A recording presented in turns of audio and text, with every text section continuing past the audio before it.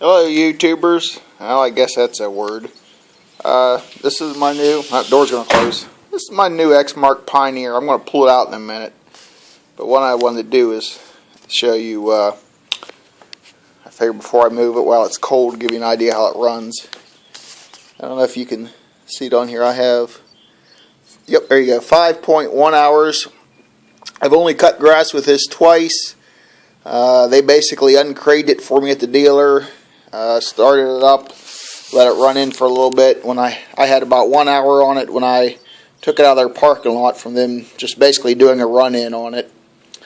And they just turn it on, fire it up, do a pre-service oil, whatever needs to be done, and let it sit in the parking lot and run with the PTO on, and I guess just to make sure if it's going to fly apart that it does it before I get it home. So I've actually put about 4 hours on it, which is 2 grass cuttings for me. I cut about 4 hours.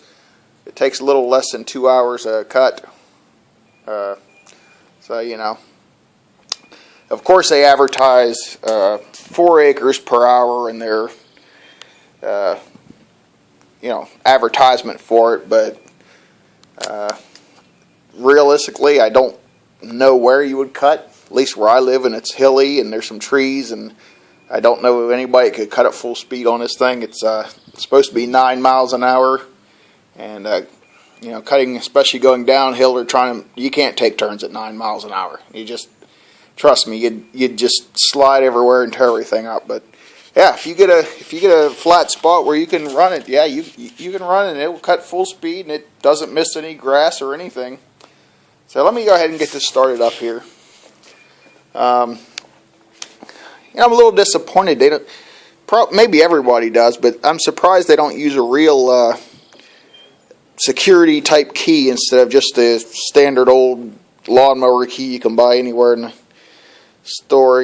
With especially anything on a higher end. If you buy an ATV or something, they've got custom keys. I really don't know why they just put the standard 50-cent key on the mower. They might as well just put an off and on button on it and do about the same. So I'm going to kick it on. When you first kick it on, you'll see the display. I don't know if you can see it. I'll try it again. It'll give you a voltage reading here. See, 12.5 volts. Also, it has some indicators for where your PTO will kick on. Parking brake.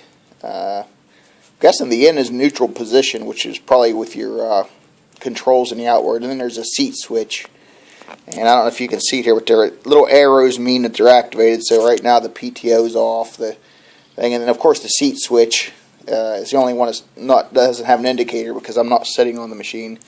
But I'll go ahead and start it and let you see how quickly this actually starts up. I usually throttled a little way, choke, and it's about 55, 60 degrees out today, just a little nippy.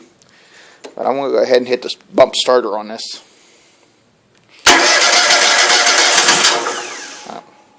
Okay, I guess I give it a little bit more. It's a little colder than I thought. Just a little more choke, a little more fuel.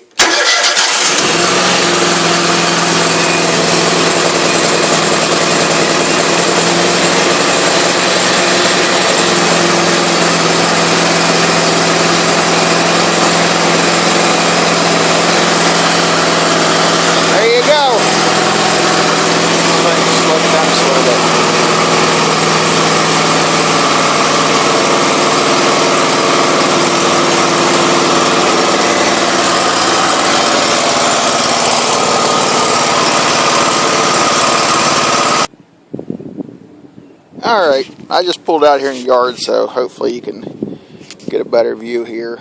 I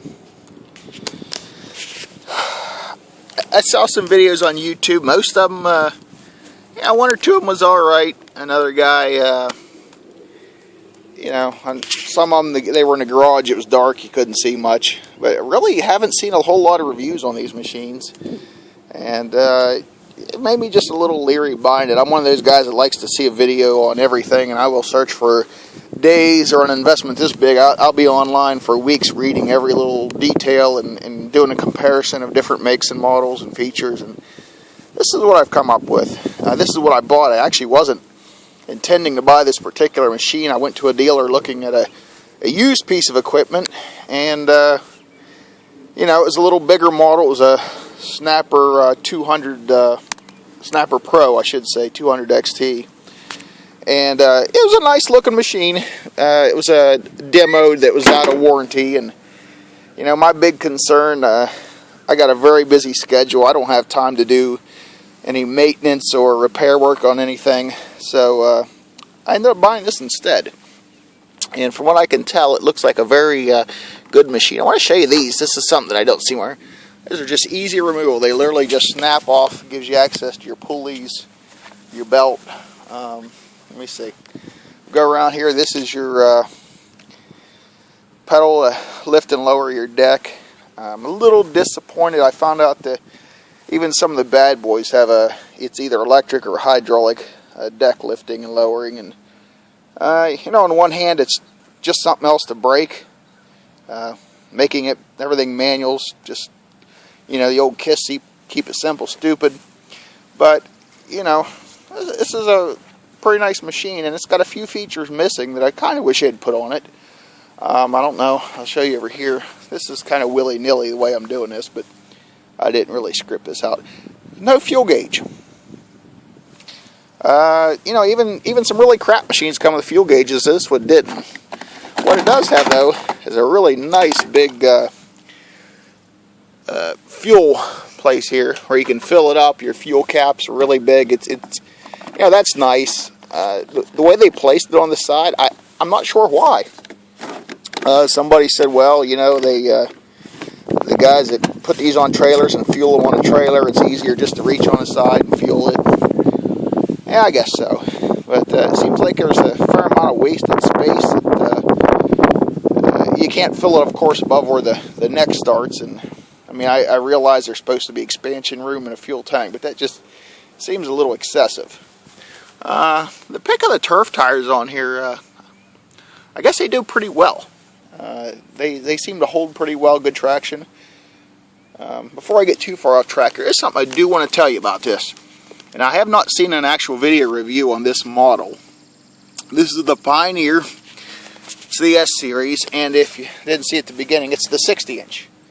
Now, the salesman told me, which kind of was the deal breaker on this when I was looking at it, says, you know, this is the same exact deck that comes on some of their Laser series.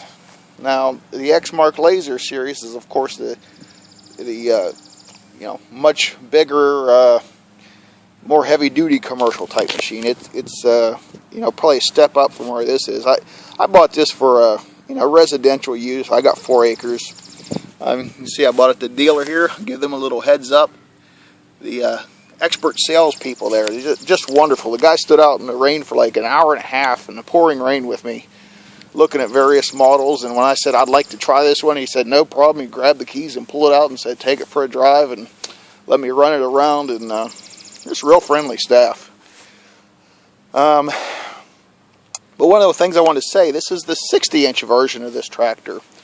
And believe it or not, it's actually different than the, I think, 48 and 52 or 54 it comes in.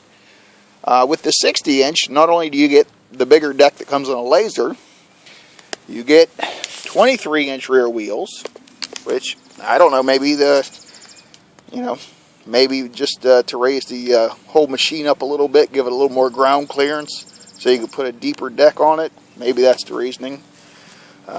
But, you know, they claim that's for better traction. One thing I do want to show you that you do get with this machine, I can get under my tablet here. You'll see, right there. Those are the Hydro Gear 3400s. Now, I believe the same machine with the smaller deck, you get a set of the 3100s. I don't know if they're going to turn out to be more durable. Maybe the reasoning was you got a more deck, more weight. You just want a little heavier, stronger hydraulics. That would make sense to me. This one comes with the Kohler ZT740. Now this is you see right here, it's a 2-year commercial warranty. I'm a residential, so I get a 3-year on that. It's a 747 cc's. I think it's 25 horsepower rated. couldn't find much online about those, other than just the Kohler site. Couldn't find any reviews. I don't think that this is a 2014 model, even though I bought it in the spring of 2015. I don't know if it was a leftover. The only thing I can figure is maybe the ZT set. I know they come. Oh, this is the 740, I think, which is bigger with a 60-inch deck. I think you get like a ZT 720 with a smaller deck, so you get a little smaller motor as well as hydraulics and wheels. And that seems to be the big difference. I want to show you this seat. I'm going to flip it up, and it's just held in place by a little cable here. Here's your battery, and here's your fuse block. Got a little bit of grease on it. I was using a little compressed air and blowing some dirt out the other day, and it actually blew a little grease around. This side's just your fuel tank with your vent. Hopefully you can see those are the tops of the drive units on there. They got a nice big cooling fan. You can see the belt and tensioner under there. You can kind of see the spring for the deck tensioning belt. And on the sides here you got your switches, which are for your safeties, for your drive levers. It's got 3 springs here. It just kind of, sit on the back end of the seat and allows it to give it a little bit of suspension. It's not truly a suspension seat. They do sell one with a full suspension seat, but of course it's several $100s. And honestly, if you look online at eBay, Amazon, there's some companies who sell seat inserts, and what they do is they actually go right between your seat and your frame where your rails are, and it lifts it up about 2 or 3 inches, it looks like. I've not had one or seen one in person. And for about $150, you can add a couple inches of spring suspension. Probably not as good as a $400 seat, but you know what? For $140, $150, probably make a difference. One thing about this that I wasn't sure about when I saw the machine, especially looking at the bigger models that I had been, is the casters on the front. They are pneumatic, they're not run flats, but they're narrower than some of the other machines. Some of the bigger machines, they're another inch or 2 wider. I'm trying to look at so I can find the size on these. Oh, 13 by 5 by 6 it says. And if you look at those, I thought, well, I don't know about those smaller casters, but this is a little smaller class machine than, say, maybe the Laser or the Snapper 200s or the Skag Turf Tigers and stuff, and the bigger machines. So, I guess it tends to reason you're a little smaller, lighter frame machine. You probably don't need quite as big a casters. And what I did notice also is,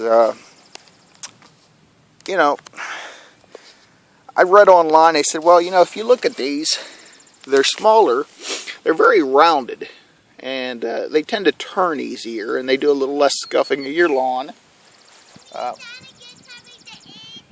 Hold on. Okay, my other thought with these, just from experience with my lawn tractor that I had, and so I'll still have, is, when you run your grass down, especially if it gets a little high, what happens? The only places that never tend to get cut well by the deck are maybe the places where the grass got pushed down by the front wheels. Then when you look back behind you, you got 2 strips where the wheels were that, because it's already bent the grass down before you had a chance to cut it. So I thought, well, with a little smaller casters, maybe that's a little less grass to get pushed down, and maybe it'll do a little better cutting. So far, I'm really happy. The quality of cut is just beautiful with this machine. Of course, brand new machine. You got brand new, perfectly sharp blades and everything. One would expect it to be a good cut, I would guess. There's almost no clumping with it. Let me chip through my yard here. I got a lot of yard. It goes all the way up to the house up there. This is actually my house. And, man, you go around. I got all the way down to the woods and over the hill. And usually I got a couple places that are really thick, and I would always have clumping with my lawn tractor. And this guy does none. I mean, no clumping. There's a couple places where it's a little heavy. If I want to take the time to run over it a second time, it would probably just completely remove all the grass clippings, but I haven't done that. Something I do want to show you it's nice is this ROP system. Now, I'm a fan of the ROPs because, you know, safety, nothing wrong with it. But, hold on a minute. Sometimes you got to get a little back pressure on those. They fit tight, they're new. Hold on a second. There you go. Kids always need something. That's why I can't take hours to cut grass. I've got all these kids, and they're always needing something. Anyway, what I wanted to show you, instead of pins you have to literally remove out of there, you just take these spring-loaded things, you turn them, pull them out, turn them a quarter turn, and then there you go. Your ROPS just drops down, and it's pretty low. If you look at it, it doesn't really sit much higher than the seat. Some of the ROPs I looked at, you know, they even folded down. They were sticking up a foot and a half above the seat, and these actually fold pretty flat. And it rests on the engine guard here. There's a little rubber bumper thing under here that's on the back of the ROPs right there, and it holds it in place. When you want to stick it up, it's literally as easy as pushing it up. Turn your pin. Like I said, if I push on it just a little bit, because it's new, it'll snap in place. There's your ROPS back up. Just a second. Here's your coolant reservoir for your hydraulics. There's your engine oil check. Nice thing that Exmark did on these machines, look right here. You just literally take this little, you know, put a wrench on here, put another wrench right here, open it up, and there's your engine oil drain. Drains right down in your drain pan, no mess. There's your oil filter. There's actually a little cutout for it, and I don't know if you can see it here, but underneath of it where it connects the motor, it's a little oval in the frame cutout, which is supposed to let all the extra engine oil drip down through. You know, that's marginal. Once it starts to, when you start to unscrew it and it starts dripping down the filter, you do get a little bit on there, and it, you know, runs down the frame around your filter here. Maybe just a teaspoon or two, though. It's pretty clean. Pretty simple procedure. I just did, you know, I had 5.1 hours, so at exactly 5 hours I did my first oil change. Engine guard goes, you know, down here. They got a real nice heavy steel guard around your muffler. You know, there's your belt drive pulley. You can see it here, I don't know. You know, very well built machine. You know, you can see the frame, the weld, everything is really nice. You know, those are 23-inch tires, I believe. They're Kenda Super Turf. I don't know about the Kenda. I bought one of those from a motorcycle years ago. It seems okay. Not one of the bigger brand name tires. Maybe even one of the cheaper Chinese imports. But, you know, how many miles do you get unless you're running on blacktop or concrete? If you're staying in the turf like I do, you know, I got a set of turf tires on a tractor. It's 30 years old, and they still have a fair amount of tread. Height adjustment's sweet. You just let me show you from this side, and maybe I'll get up on the machine and show you. You just take right here, and it's got a pin. It's got it like keyed, and there's all these height adjustments. You just rotate it 180, and you pull your pin out wherever you want to set it. Okay, and that's how you set it. This lever is also a transport lock. Right now the blade's up on it. I would take and I push down with my foot a little bit to release it. I pull the lever back. Now my blade drops all the way down. I push it down with my foot all the way up. It's going to walk back up into the transport lever. The seat's pretty comfortable, I must say. Like I said, it's not a full suspension seat. It does have little springs in the back. Very nice heavy armrests. There's seat belt. The other one, there's the other end of your seat belt. And you definitely want to use that with ROPS. One of the nice things I like about this also, I've already adjusted these. They have a couple positions, and just by moving those bolts you can raise and lower your controls. And if you loosen this one, you can see the slot's elongated. You can actually adjust how far forwards and backwards they sit when they're in a neutral position. When I bought it, they were of course on the very top, and it left the controls way up here, and I guess they ship them for the biggest guy ever, but I'm not that big. Didn't have any problems with it, so I've adjusted them down where it's comfortable. Let me see, real heavy skirting on the deck here.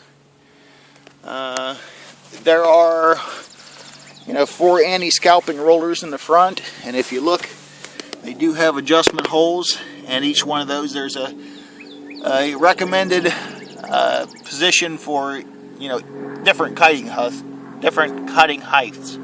The higher you're cutting your grass, the lower you can drop those, and so I don't do a lot of blade adjustments. My grass, I cut it where I like it, about 2.5 inches.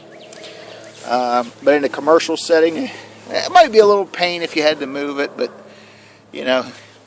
who's going to cut their grass that high 1 minute, then that low the next? The chute is a real nice flip up, and I love it. It's not spring loaded. You don't have to tie it.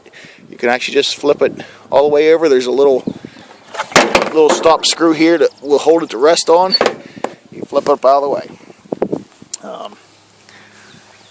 I was a little concerned the discharge side doesn't seem to be as big as I would imagine it should be. I thought maybe you'd have a little clogging issues, but doesn't seem to be the case. It really throws the clippings out, and I mean, it'll shoot clippings 30 feet out the side. So when I'm near the house, even within 20 feet of it or so, my first pass or two, I'd cut the other direction, but I'll usually leave the chute down for the first 2 passes or so. I really don't know what else to say. If you guys need anything, there's your cup holder, which is all important. The only thing negative I can say about that is if you look, now I got the seat way up because I'm pretty short, so I think the seat's up as far as it goes. But if you notice, the cup holder is kind of behind you, so it wouldn't be real convenient to kind of reach behind your back and grab the cup holder. I kind of wish they'd come up with a little better system than that. But so small things like lack of a fuel gauge, the positioning of the cup holder. Those are really the only negative things I can find about it, and those are just so minor that it doesn't matter. I bought this machine at the upper. It's near Columbus, Ohio.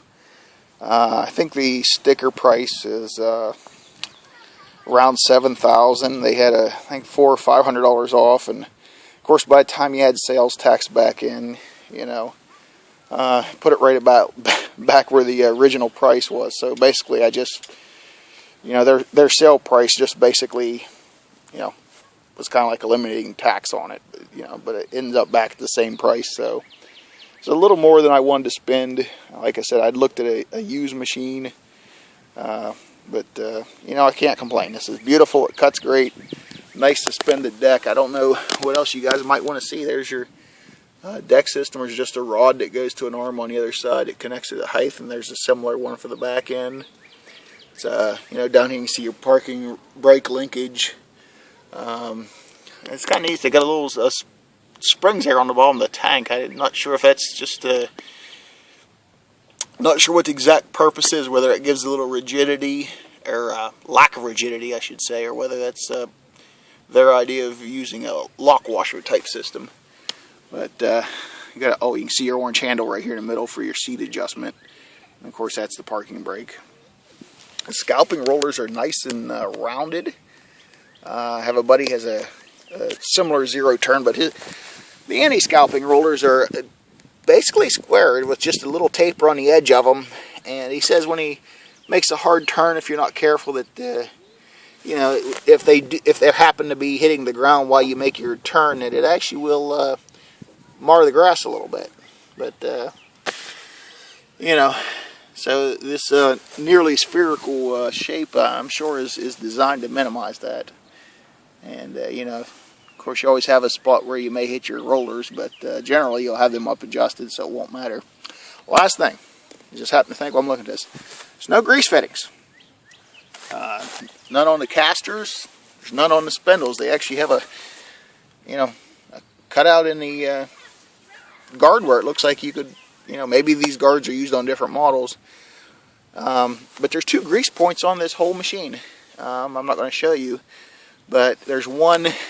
It's up under there. It's basically on a tensioner, and another one I think is on a pulley back there. I haven't even looked at it.